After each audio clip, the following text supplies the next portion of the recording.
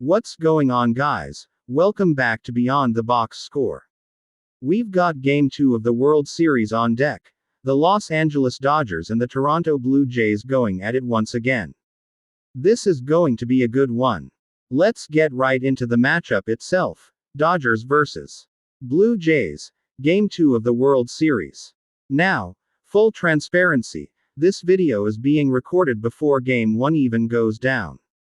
Game 1 takes place Friday night, and as always, we have to get our content prepped and ready for editing ahead of time. So while we don't yet know how the opener played out, we can still break down the data, pitching matchup, and the angles we expect to matter most here.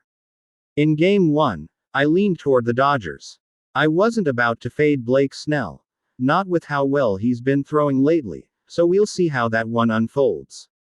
But for Game 2, it looks like we're lined up to see Yoshinobu Yamamoto on the mound for LA and Kevin Gausman for Toronto.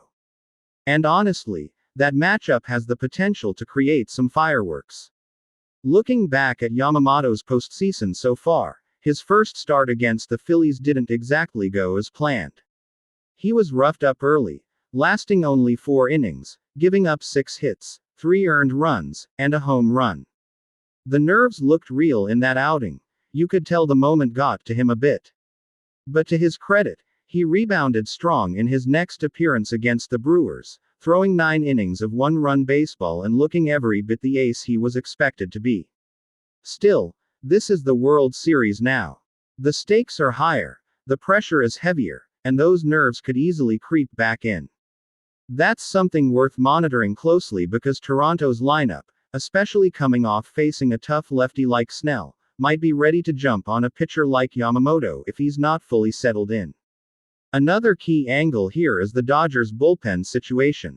Given that LA will likely have to dip into their pen during Game 1, it's safe to assume they won't have every top reliever fully rested for Saturday's matchup. That matters a lot in a postseason series where every inning counts. So, even if Yamamoto gives them a decent start, the bullpen could be a bit stretched, and that could lead to some late-inning offense from Toronto. When you factor all of that in, it starts to look like we could be in for a more offensive game here. On the flip side, we've got Kevin Gausman taking the ball for Toronto.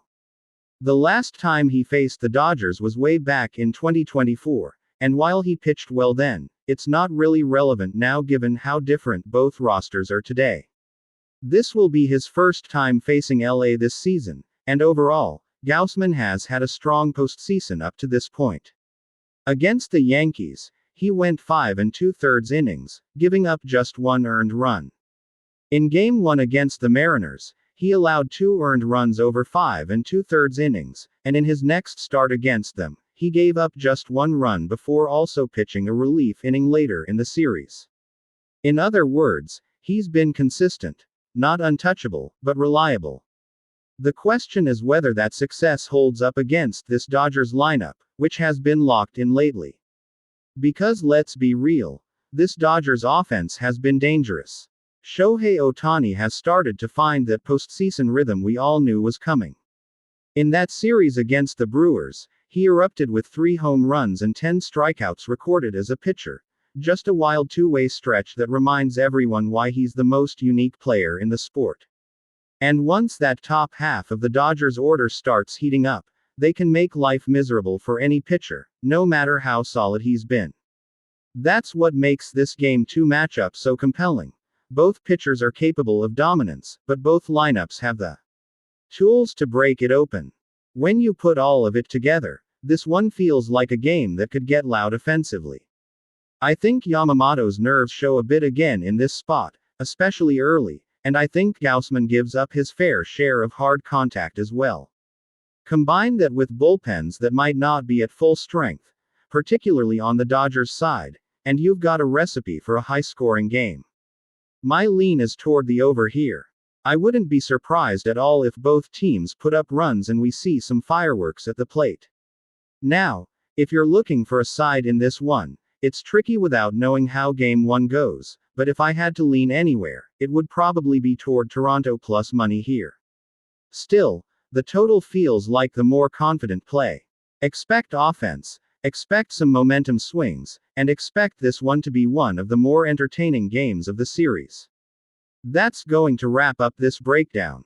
Drop a like if you enjoyed the analysis, and let me know in the comments who you're rolling with in Game 2, Dodgers or Blue Jays. Make sure you're subscribed to Beyond the Box Score, because we're breaking down every angle of this World Series to help you make the most informed bets possible. I'll catch you in the next one.